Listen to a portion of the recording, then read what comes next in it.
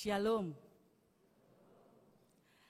Saudara-saudari yang kekasih dalam nama Tuhan Yesus, perkenankanlah kami para pelayan jemaat menyampaikan selamat datang kepada Bapak, Ibu, saudara-saudari. Damai sejahtera Tuhan Allah kita menyertai kamu sekalian. Kiranya kehadiran Bapak, Ibu, saudara-saudari pada ibadah minggu ini menemukan sukacita yang besar dan anugerah yang indah berkat persekutuan kita dengan firman Allah. Akhirnya, marilah kita satukan hati dan jiwa kita memasuki ibadah penyembahan kepada Tuhan kita saat teduh sejenak.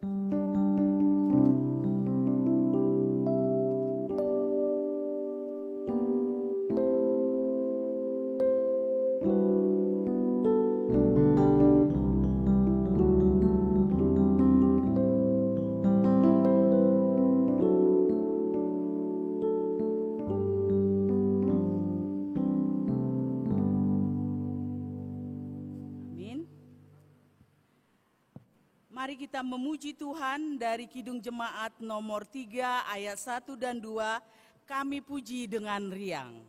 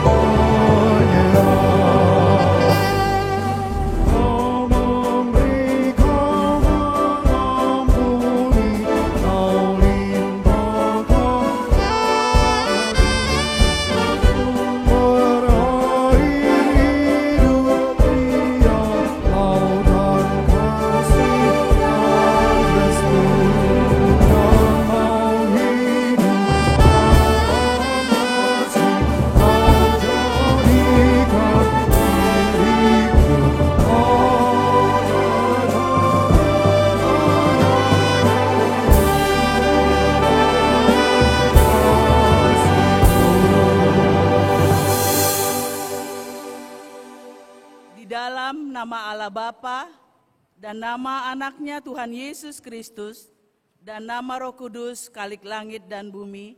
Amin. Tuhan, aku cinta pada rumah kediaman-Mu dan pada tempat kemuliaan-Mu bersemayam. Haleluya.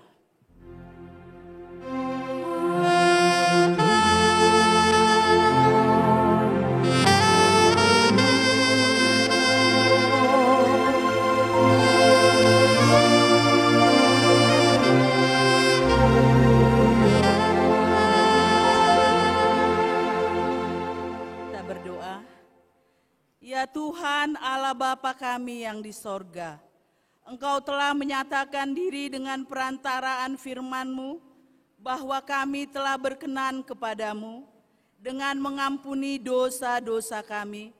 Nyatakanlah diri-Mu di dalam hati kami, agar kami mengenal Engkau dan mendengar suara anak-Mu, dan kami menerima Roh-Mu yang kudus itu, karena anak-Mu yang kekasih, Tuhan Yesus Kristus Tuhan kami. Amin. Silakan duduk. Kita memuji Tuhan dari Kidung Jemaat nomor 237, ayat 1 sampai 2, Roh Kudus tetap teguh.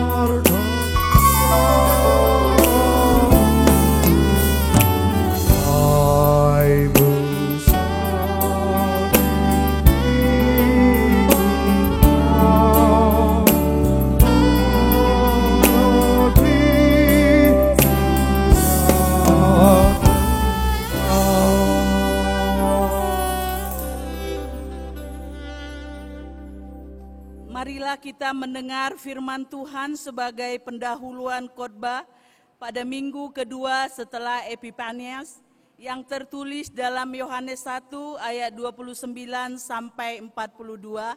Kita akan baca secara bergantian dan ayat terakhir nanti kita akan baca secara bersama-sama. Yohanes menunjuk kepada Yesus. Pada keesokan harinya, Yohanes melihat Yesus datang kepadanya dan ia berkata, "Lihatlah anak domba Allah yang menghapus dosa dunia." Dialah yang kumaksud ketika kukatakan, kemudian daripadaku akan datang seorang yang telah mendahului aku, sebab dia telah ada sebelum aku. Dan aku sendiri pun mula-mula tidak mengenal dia. Tetapi untuk itulah aku datang membaptis dengan air, supaya ia dinyatakan kepada Israel. Dan Yohanes memberikan kesaksian, katanya, "Aku telah melihat Roh turun dari langit seperti merpati, dan ia tinggal di atasnya. Dan aku pun tidak mengenalnya, tetapi dia yang mengutus aku untuk membaptis dengan air, telah berfirman kepadaku, jikalau engkau melihat Roh itu turun ke atas seorang dan tinggal di atasnya, dialah itu yang akan membaptis dengan Roh Kudus." Dan aku telah melihatnya dan memberi kesaksian, ia inilah anak Allah. Pada keesokan harinya, Yohanes berdiri di situ pula dengan 2 orang muridnya. Dan ketika ia melihat Yesus lewat, ia berkata, "Lihatlah anak domba Allah." Kedua murid itu mendengar apa yang dikatakan itu, lalu mereka pergi mengikut Yesus. Tetapi Yesus menoleh ke belakang. Ia melihat bahwa mereka mengikuti Dia, lalu berkata kepada mereka, "Apakah yang kamu cari?" Kata mereka kepadanya, "Rabi," artinya guru, "di manakah engkau tinggal?" Ia berkata kepada mereka, "Marilah dan aku akan melihatnya." Mereka pun datang dan melihat di mana ia tinggal, dan hari itu mereka tinggal bersama-sama dengan dia. Waktu itu kira-kira pukul 4. Salah seorang dari keduanya yang mendengar perkataan Yohanes, lalu mengikuti Yesus adalah Andreas, saudara Simon Petrus. Andreas mula-mula bertemu dengan Simon, saudaranya, dan ia berkata kepadanya, "Kami telah menemukan Mesias," artinya Kristus, bersama-sama. Ia membawanya kepada Yesus. Yesus memandang dia dan berkata, "Engkau Simon, anak Yohanes, engkau akan dinamakan Kefas," artinya Petrus. Demikianlah firman Tuhan. Berbahagialah setiap orang yang mendengar firman Allah, yang menghayati serta yang mengamalkannya. Amin. Kita memuji Tuhan dari Kidung Jemaat nomor 60 ayat 5 sampai 6, "Hai makhluk alam semesta."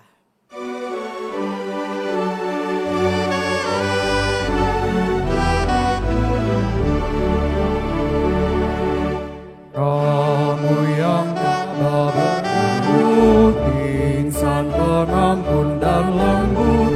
Haleluya, haleluya, damai menghias hatimu, mahkota surga bagimu. Puji Allah, Allah, haleluya, haleluya, haleluya. Hai maut bersamaku, tiada yang luput darimu. Haleluya, haleluya, alangkah berbahagia yang mati dalam Tuhannya.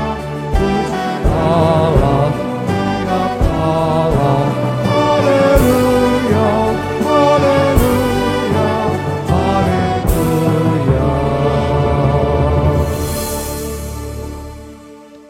Bapak, Ibu, dan saudara-saudari yang dikasihi oleh Tuhan, hari ini adalah hari ke-15 di tahun 2023. Ada mungkin banyak hal yang kita lakukan yang membawa kita melanggar perintah Tuhan. Mari kita datang merendahkan diri di hadapan Tuhan. Kita akui dosa pelanggaran kita, karena Tuhan rindu mendengar kita mengaku dosa dan mau mengampuni dosa-dosa kita.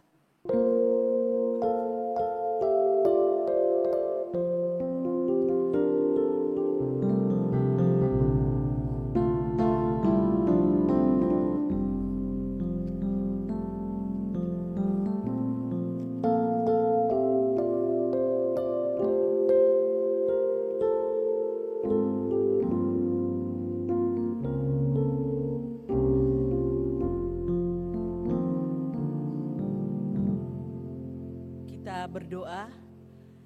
Bapa kami yang di sorga, di dalam nama Yesus Kristus Tuhan kami, Engkaulah Tuhan yang maha kuasa, Khalik langit dan bumi, dan sumber segala kebenaran dan keadilan untuk menghakimi manusia. Kami datang bersembah sujud di hadapan-Mu untuk menyesali dosa dan kejahatan kami, karena perbuatan dan pikiran kami yang melanggar hukum-Mu.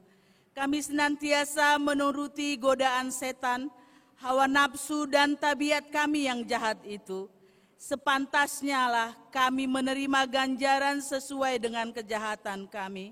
Tetapi kami telah sadar akan kejahatan kami, sehingga kami datang ke hadapan-Mu untuk menyerahkan diri dan menyesali segala dosa kami.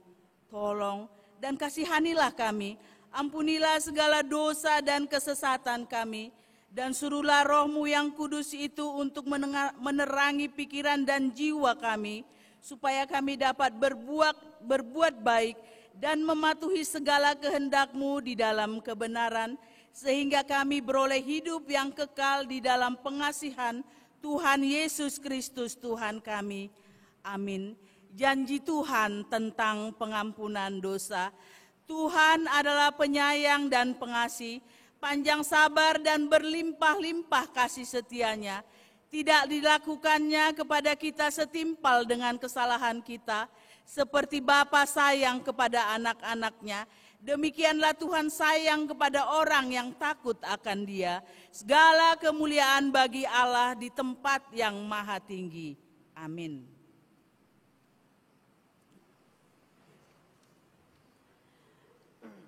Kita memuji Tuhan dari Kidung Jemaat nomor 355 ayat 1 tambah 3, Yesus memanggil.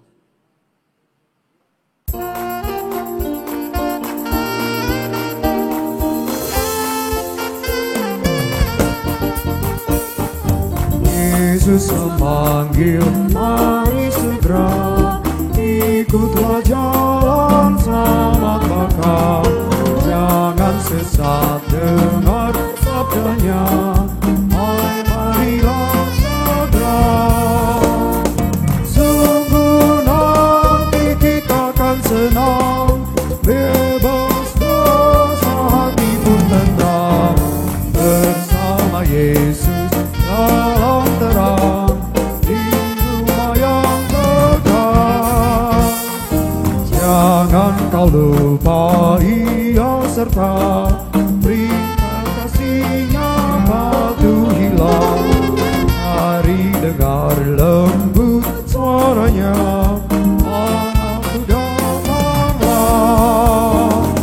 Sungguh nanti kita akan senang, bebas dosa hati pun tenang. Bersama Yesus dalam terang, di rumah yang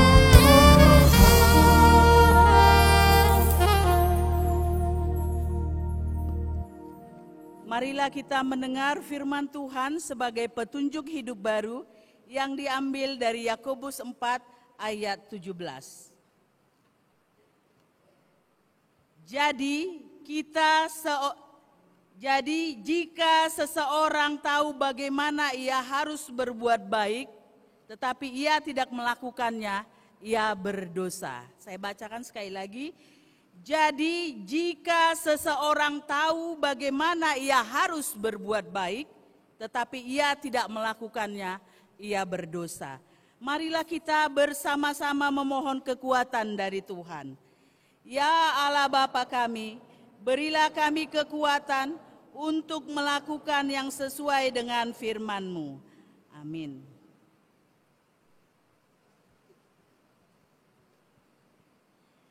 Kita memuji Tuhan dari Kidung Jemaat nomor 439 ayat 1 sampai 2. Bila topan keras melanda hidupmu.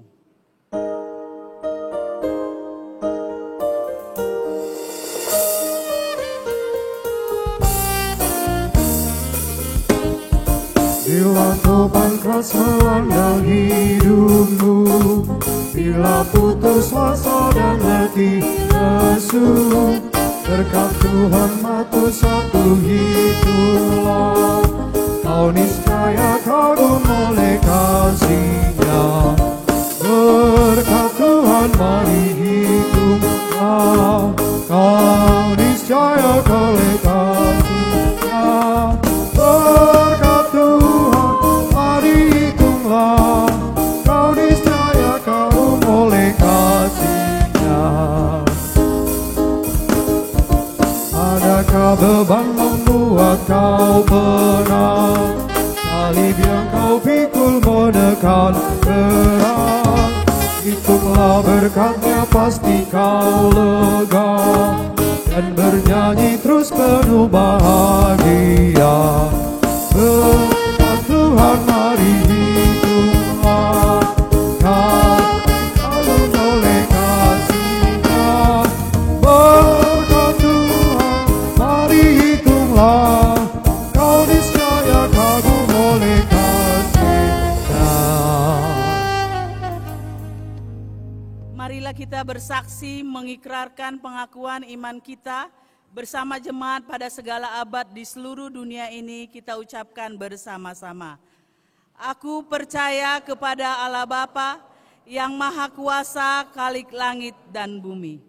Aku percaya kepada Yesus Kristus, Anaknya yang tunggal Tuhan kita, yang dikandung daripada Roh Kudus, lahir dari anak darah Maria, yang menderita di bawah pemerintahan Pontius Pilatus, disalibkan, mati dan dikuburkan, turun ke dalam kerajaan maut, pada hari ketiga bangkit pula dari antara orang mati, naik ke sorga, duduk di sebelah kanan Allah Bapa yang Maha Kuasa, dan akan datang dari sana untuk menghakimi orang yang hidup dan yang mati. Aku percaya kepada Roh Kudus, gereja yang kudus dan am, persekutuan orang kudus, pengampunan dosa, kebangkitan daging, dan hidup yang kekal. Amin. Mari kita siapkan hati dan pikiran kita untuk diberkati melalui kebenaran firman Tuhan dengan tema terang bagi keselamatan bangsa-bangsa. Mari kita memuji Tuhan dari PKJ nomor 182 ayat 1 sampai 3, Ku utus kau.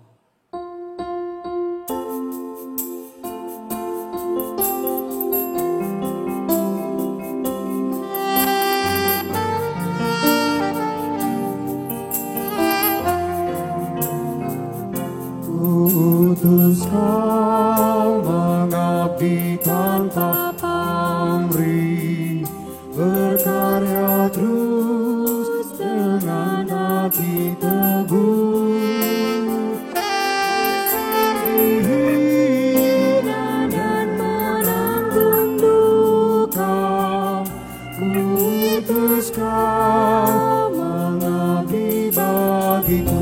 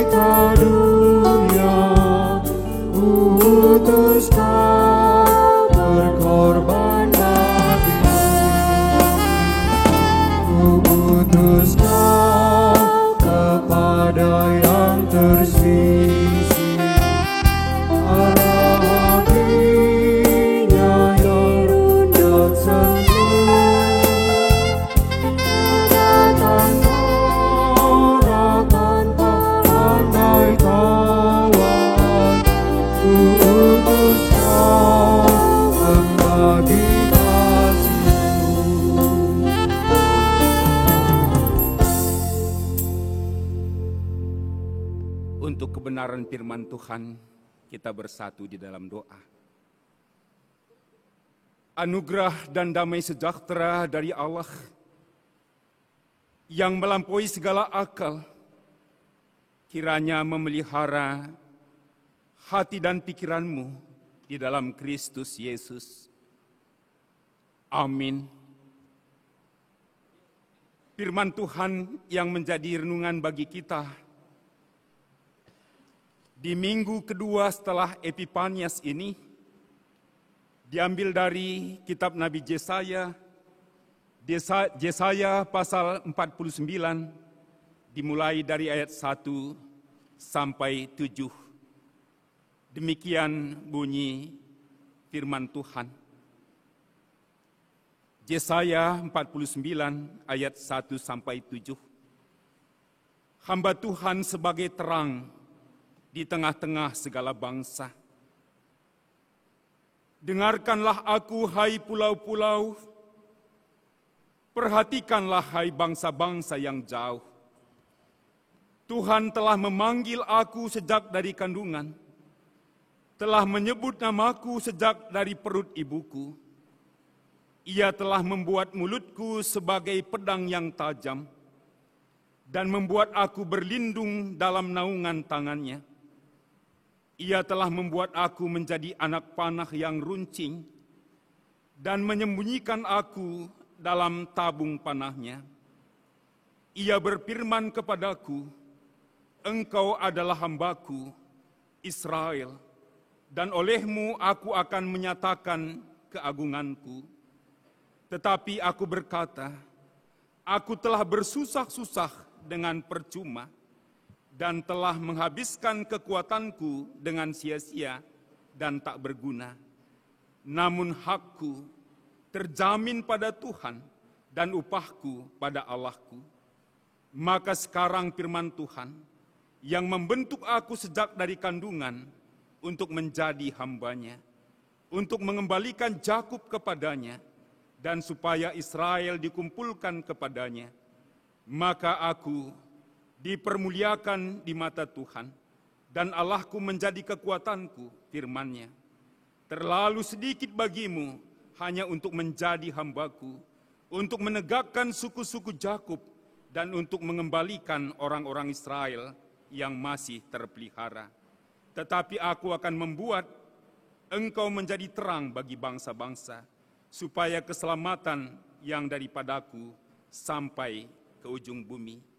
Beginilah firman Tuhan, penebus Israel, Allahnya yang Maha Kudus, kepada Dia yang dihinakan orang, kepada Dia yang dijijikkan bangsa-bangsa, kepada hamba penguasa-penguasa, raja-raja akan melihat perbuatanku, lalu bangkit memberi hormat, dan pembesar-pembesar akan sujud menyembah, oleh karena Tuhan yang setia, oleh karena yang Maha Kudus, Allah Israel yang memilih engkau.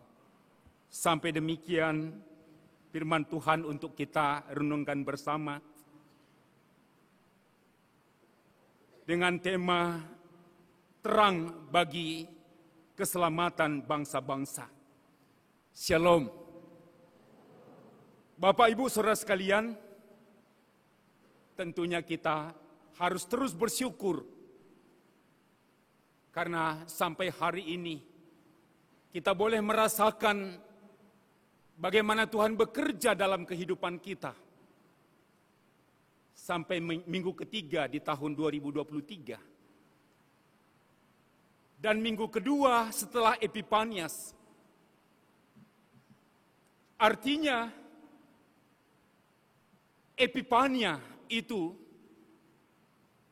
bagaimana kita boleh mengenal Tuhan.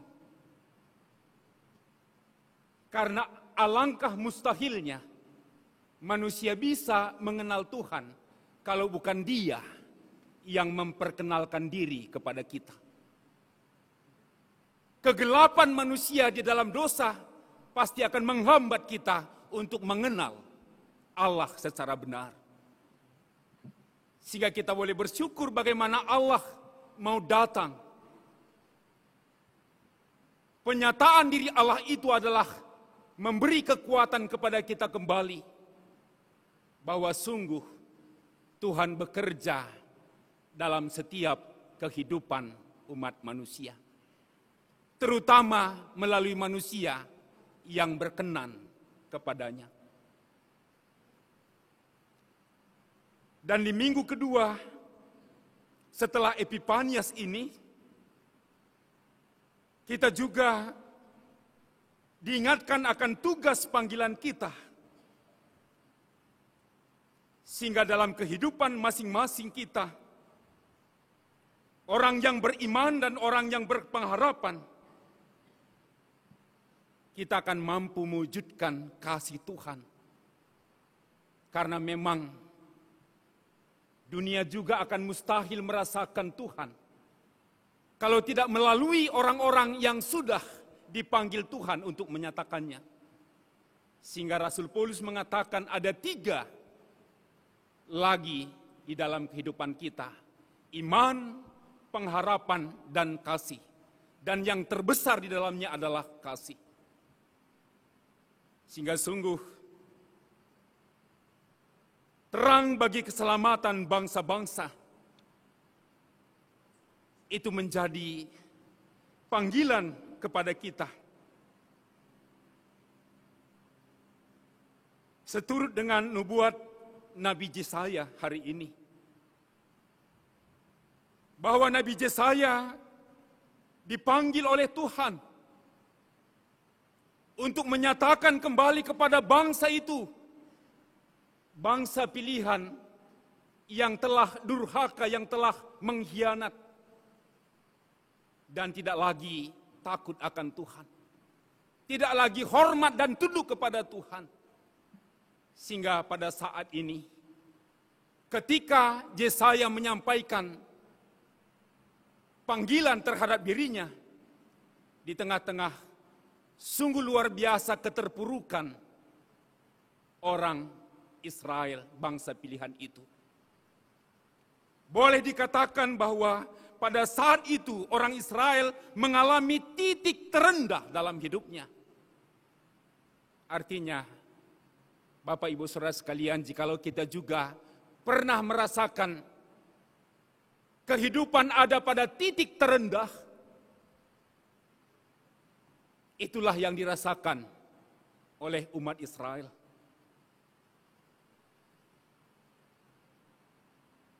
Yang tidak memiliki pengharapan, tidak lagi memiliki kekuatan karena keterputusan hubungan dengan Tuhan.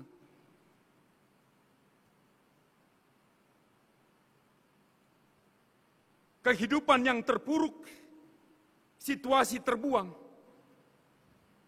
Mereka baik secara sosial, secara kultural, secara politik, secara ekonomi,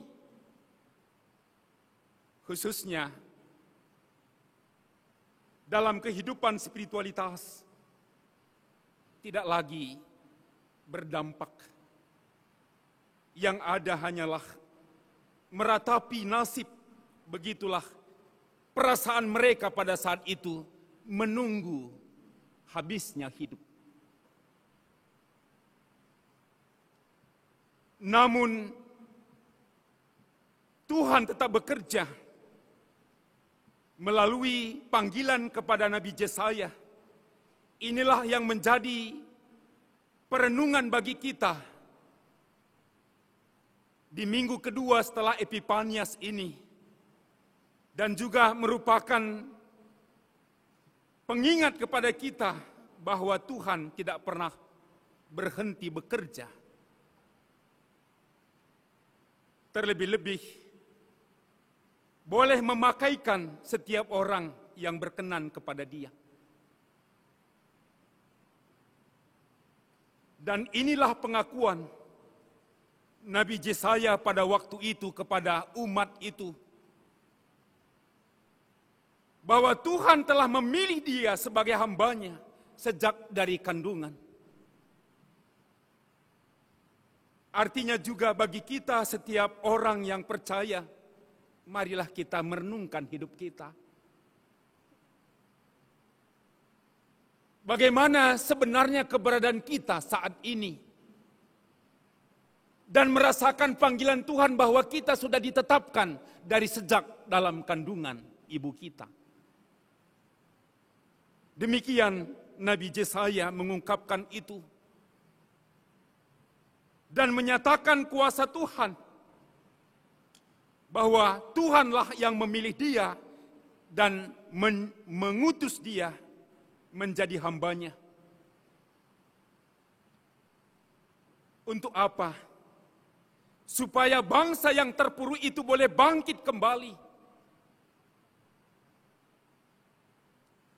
Karena sebenarnya kuasa Tuhan, kebesaran dan keagungan Tuhan, itulah yang sepatutnya menjadi kekuatan, menjadi andalan bangsa itu. Dan itulah yang dinyatakan oleh Yesaya tentang dirinya ketika dia hadir di tengah-tengah bangsa itu. Dan sekaligus dia menyatakan apa panggilan Tuhan bagi dirinya. Bahwa dia akan menumbuhkan kerinduan bagi setiap umat, bagi setiap bangsa, untuk memiliki rasa kebanggaan terhadap panggilan Tuhan sebagai bangsa pilihan. supaya bangsa Israel kembali dapat merasakan persekutuan dengan Tuhan. Ketika boleh dengan bebas beribadah, naik ke gunung Tuhan, dengan berarak-arakan, boleh sampai ke bait Tuhan. Itulah yang dikatakan oleh Yesaya ke tengah-tengah umat itu, supaya Israel kembali hidup dengan mengutamakan Tuhan. Sehingga pasti ada pembaharuan hidup dan akan berdampak, dan akan tegaknya suku-suku Yakub itu yang dinyatakan sebagai suku-suku Israel. Dan dari itu, Yesaya juga menyadarkan bangsa Israel sebagai bangsa pilihan Tuhan dan diberi tugas menjadi terang bagi bangsa-bangsa. Karena memang diingatkan kepada Nabi Yesaya, tidak hanya sekedar sebagai hambaku yang akan menghimpun mereka kembali, tetapi bawalah supaya bangsa-bangsa itu bisa menjadi terang bagi bangsa-bangsa. Walaupun memang di ayat 7 dikatakan bahwa hamba itu tidak berharga di mata dunia, tapi Tuhan yang mengangkatkan dia, sehingga pada akhirnya semua orang akan memuji, memuliakan dia. Dan sekaligus Bapak Ibu Saudara sekalian, ini menjadi perenungan bagi kita bahwa apa yang dinubuatkan Yesaya tentang dirinya sekaligus menubuatkan tentang Yesus sebagai terang dunia.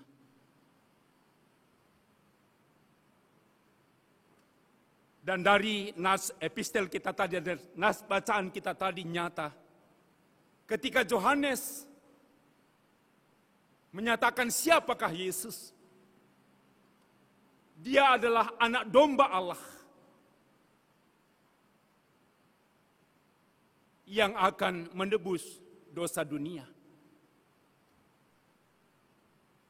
Dan itulah penggenapan nubuat bahwa Yohanes mencatatkan bagaimana Yohanes Pembaptis menyatakan bahwa Yesus adalah terang dan terang itu ada di antara kita. Dan Yohanes tidak membanggakan diri karena memang yang dinantikan sudah datang. Dan itulah yang diberitakan dalam nas pembacaan kita hari ini sebagai penggenapan tentang hamba di dalam Yesus Kristus yang tampil sebagai terang bagi dunia. Terang bagi keselamatan bangsa-bangsa. Seturut dengan situasi kehidupan bangsa Israel, inilah menjadi perenungan bagi kita. Sebagai umat percaya hari ini, karena memang kalau kita belajar tentang apa yang dinyatakan oleh Nabi Yesaya, sebelum orang Israel dibuang ke dalam pembuangan, dinyatakan bahwa mereka hidup dalam kegelapan. Dalam bahasa Ibrani ada satu kata sebagai seruan. Why? Celakalah. Ini teguran mengenai keterpurukan hidup yang menyatakan gelapnya hidup bangsa itu. Celakalah kamu. Why? Mengapa? Kata Nabi Yesaya, oleh karena hawa nafsumu, oleh karena iri dengkimu, oleh karena kemabukanmu, oleh karena keangkuhanmu, oleh karena kemarahanmu, dendam, takut, cabulmu, keputusasaanmu, memberlalukan waktu dengan sia-sia, membuang-buang waktumu. Inilah yang dinyatakan wahai. Secara khusus di pasal 5 itu, ada 6 wahai dikatakan di sana, celakalah. Artinya saya mau mengangkatkan ini supaya kita juga melihat bagaimana hidup dalam gelap itu.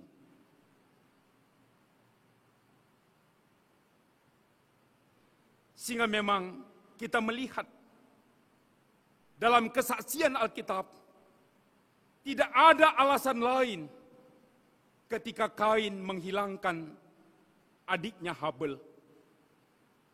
Selain daripada iri, dengki, marah, dendam. Demikian juga saudara-saudara Yusuf, abang akang yang dikasihinya, yang menjual dia kepada pedagang itu.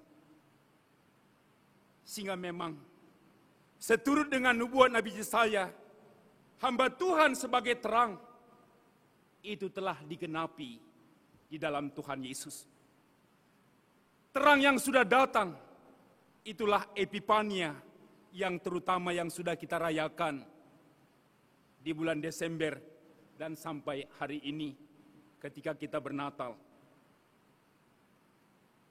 Dan dia juga menyatakan, aku adalah terang dunia. Dan terang itu adalah kehidupan. Kalau di GBKP minggu yang lalu, mungkin berbeda sedikit dengan teks di gereja-gereja Lutheran. Dan dinyatakan bahwa Yesus adalah terang dunia. Jadi bagi kita, ketika kita sadar bahaya atau wahai, celakalah tadi hidup dalam gelap.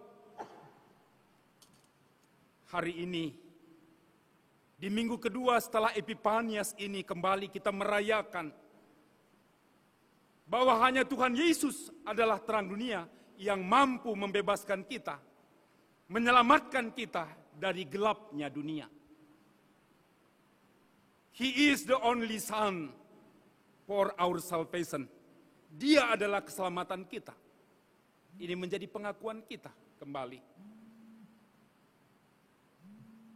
Sungguh, Bapak, Ibu, saudara sekalian, dari media kita melihat, mendapat informasi bahwa dunia terus mendapatkan ancaman, mungkin juga kita merasa terancam. Dengan informasi krisis. Tapi bagi orang percaya, sebagaimana Yesaya tadi, bahwa kita telah didesain Tuhan hidup dalam damai dan sejahtera, saya kira kita mampu dan tidak merasakan terpuruk karena memang ada kekhawatiran. Bagi kita umat percaya, gereja, dengan krisis keesaan gereja, ini juga menjadi perenungan bagi kita. Bahwa kita dipanggil ke dalam satu terang tidak berbeda dalam Kristus. Tapi ternyata kita tergerus dengan merasakan keesaan itu.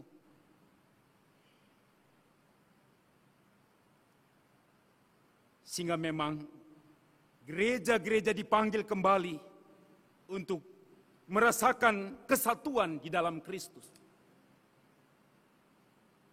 Karena ketika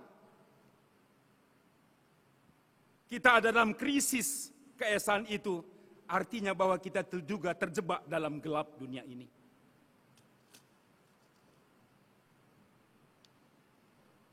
Bagi tempat kita hidup, dunia, bumi, kita juga diingatkan akan krisis ekologi. Apa yang bisa kita kerjakan? Apa yang bisa kita lakukan supaya kita boleh menjadi terang bagi keselamatan bangsa-bangsa?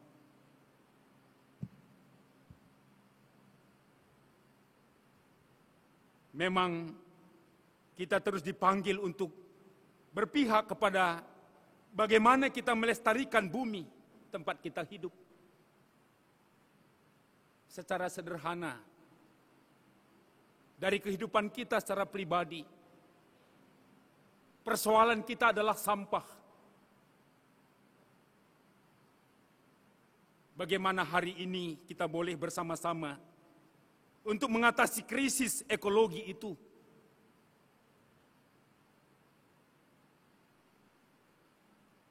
Kalau saya secara pribadi mencoba membangun semangat jemaat, dan hari ini juga saya menyampaikannya kepada kita sekalian di tempat kita tinggal, boleh dengan sederhana mengelola sampah yang kita katakan bahwa sebenarnya Tuhan tidak pernah menciptakan sampah.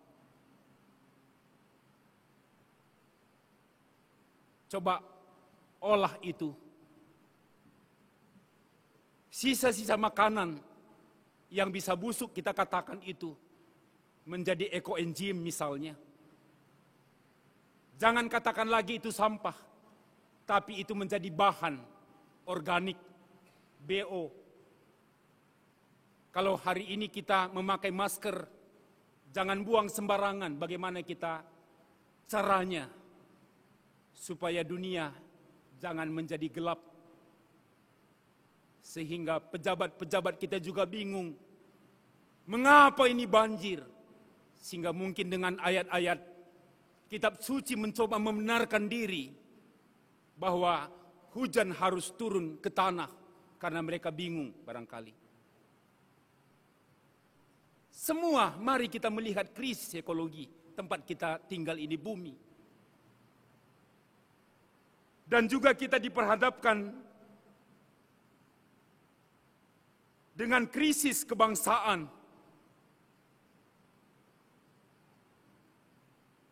Gereja tidak berpolitik praktis.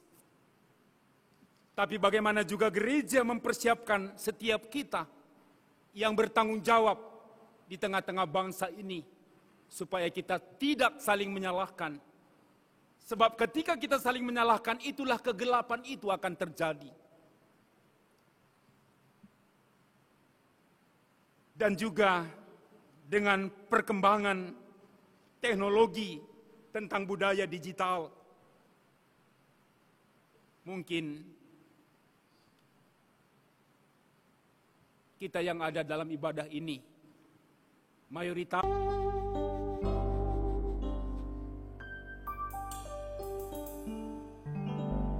kita berdoa untuk persembahan ini.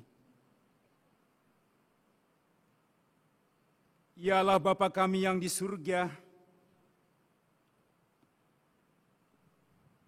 kami mengaku dengan setulus hati ya Tuhan, bahwa hanya Engkaulah sumber segala berkat dan karunia. Pada saat ini, jemaat-Mu memberikan persembahan syukur kepadamu. Terimalah persembahan umat-Mu ya Tuhan, dan berkatilah menjadi alat kesaksian, persekutuan dan pelayanan di tengah-tengah dunia ini.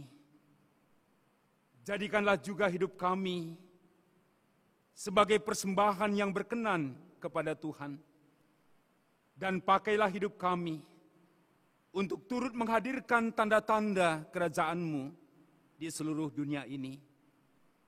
kasih keadilan, damai sejahtera dan sukacita, terang bagi bangsa-bangsa. Bukalah hati kami oleh Roh Kudus, agar kami senantiasa mengucapkan syukur kepadamu di dalam nama Yesus Kristus, Tuhan kami. Amin. Hatimu pada Tuhan, bunyikan kecapi dan menari. Jangan lupa bersedekah. Mari kawan, teman bersedekah. Sorak-sorak haleluya. Mari nyanyikan. Puji Tuhan Kudus. Mari kawan, ajak teman bernyanyi berterus.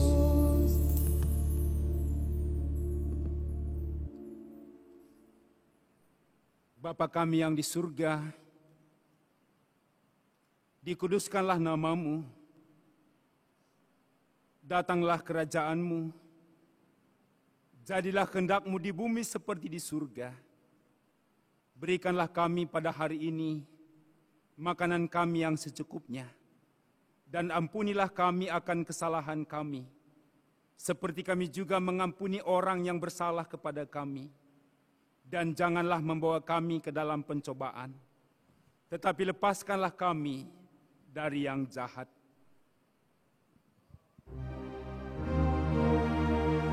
Karena Kalian punya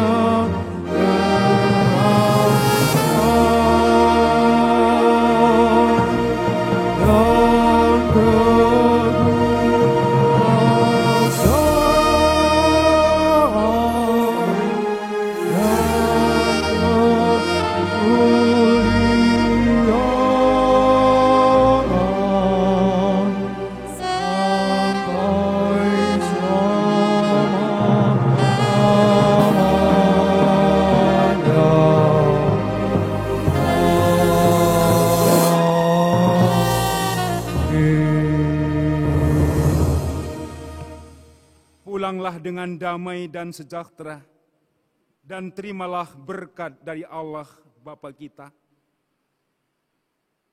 Tuhan memberkati engkau dan melindungi engkau.